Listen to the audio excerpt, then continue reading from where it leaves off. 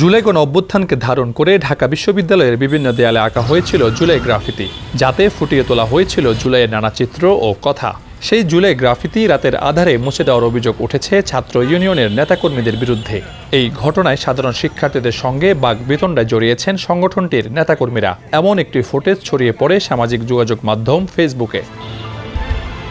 July graffiti মুছে ফেলার মাধ্যমে জুলাই স্মৃতি নষ্ট করেছে বলে অভিযোগ করছেন ঢাকা বিশ্ববিদ্যালয়ের শিক্ষার্থী রিয়াদুল ইসলাম। তিনি বলেন, জুলাইয়ের আবেগ ছিল এই গ্রাফিতি, এটি মুছে ফেলায় তাদের ক্ষমা চাওয়া উচিত বলেও মন্তব্য করেন এই শিক্ষার্থী। এটা হচ্ছে জুলাইয়ের আবেগ, জুলাইয়ের যোদ্ধারা সেই যুদ্ধের জুলাইয়ের সময়ে এইগুলা তাদের আবেগ দিয়ে লিখছে এবং এইগুলাই প্রকৃত সত্য এবং তাদের আবেগ দিয়ে আঁকছে। আমরা তাদেরকে ক্ষমা চাওয়ার জন্য বলছি যে তারা জুলাইয়ের যে গ্রাফিতি, জুলাইয়ের যে লেখাগুলো এগুলো মুছছে, এটা তাদের অপরাধ, তাদের এটার জন্য ক্ষমা চাওয়া উচিত এবং কাফফারা স্বরূপ তাদের পুনরায় যেটা ছিল ঠিক সেটা আঁকা উচিত। তবে এই বিষয়ে ঢাকা বিশ্ববিদ্যালয় ছাত্র ইউনিয়নের একাংশের সভাপতি মেঘমল্লার বসু বলেন, এমন কোনো গ্রাফিতি মোছা হয়নি যাতে জুলাইয়ের মাহাত্ম্য মুছে যাবে। সেই সঙ্গে ঠিক কতদিন জুলাইয়ের গ্রাফিতি দেয়ালে থাকবে এই প্রশ্ন করেন তিনি। গ্রাফিতি যেগুলো মোছা হয়েছিল তার মধ্যে একটা গ্রাফিতি হচ্ছে আপনার পুকি নেশান লেখা, আর একটা গ্রাফিতির লেখা চির উন্নতম মসজিদ।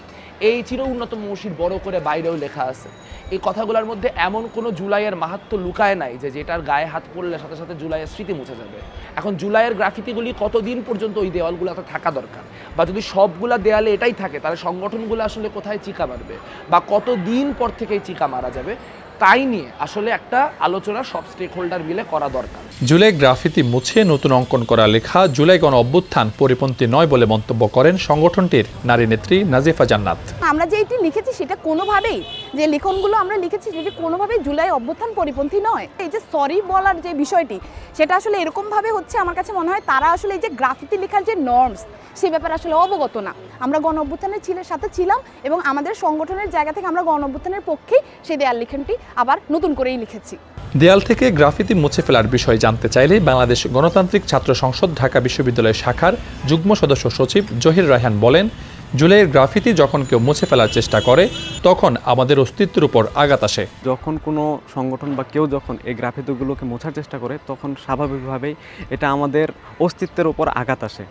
এটা কেউ যদি ইচ্ছাকৃতভাবে করে কিংবা অনিচ্ছাকৃতভাবে করে, অবশ্যই তাদেরকে এখানে এটার জবাবদিহিতার আওতায় নিয়ে আসতে হবে।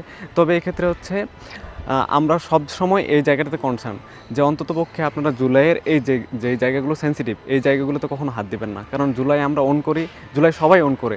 গত বৃহস্পতিবার দিবাগত রাতে ঢাকা বিশ্ববিদ্যালয়ের দেয়ালে থাকা জুলাই গ্রাফিতির দুটি অংশ মুছে ফেলা হলে সাধারণ শিক্ষার্থীদের সঙ্গে ছাত্র ইউনিয়নের নেতাকর্মীদের সাময়িক উত্তেজনার সৃষ্টি হয়। রবিউল রাজু, সমকাল, ঢাকা।